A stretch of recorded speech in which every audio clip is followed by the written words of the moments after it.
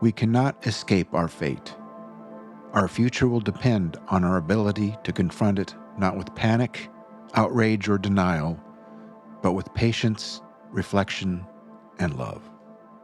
This is an excerpt from Roy Scranton's Learning to Die in the Anthropocene, Reflections on the End of a Civilization. The book is an eloquent, thoughtful, and sobering assessment of life in the Anthropocene. I review Scranton's book in this episode of the Global Warming is Real podcast. 1, 2, 3. I recently finished reading Learning to Die in the Anthropocene, Reflections on the End of a Civilization by Roy Scranton. Scranton grew up in an Oregonian working-class family.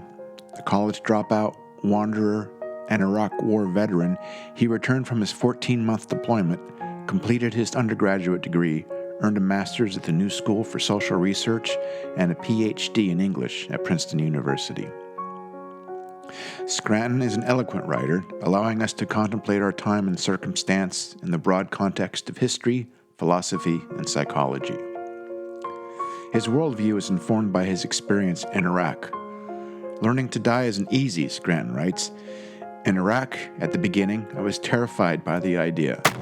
Baghdad seemed crazily dangerous, even though statistically I was relatively safe. We got shot at, mortared, and blown up by IEDs, but we wore high-tech ballistic armor. We had great medics, and we were part of the most powerful military the world had ever seen. The odds were good that I would come home, maybe wounded, but probably alive. Yet every day I drove out past the wire on mission, I looked in my Humvee's mirror and saw a dark, empty hole. To survive in Iraq psychologically meant learning how to die.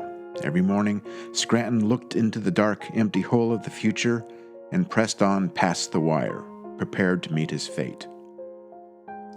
Scranton's writing has a dark optimism, suggesting a hopeful path in the face of hopelessness. The odds of our species surviving are slim, he writes.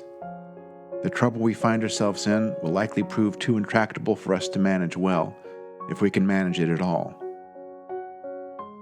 With that bleak assessment, he offers a ray of hope, citing German philosopher Peter Sloterdijk. It is characteristic of being human that human beings are presented with tasks that are too difficult for them, without having the option of avoiding them because of their difficulty. We cannot escape our fate. Our future will depend on our ability to confront it not with panic, outrage, or denial, but with patience, reflection, and love. Learning to die is learning to let go.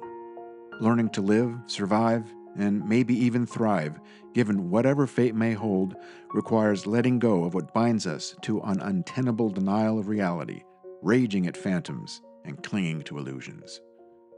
We gaze out at the world, trapped within the corporeal and temporal limits of our perception. Even as we begin offloading intelligence to silicon, qubits, and algorithms, we are enslaved to unconsidered assumptions and ingrained behavior driven by ancient chains of reaction. We may not always subscribe to Scranton's deterministic leanings throughout the text, but he presents a persuasive and engaging argument. Looking out past the wire, into the misty, dangerous, unknown future, we must prepare to die, to learn how to live.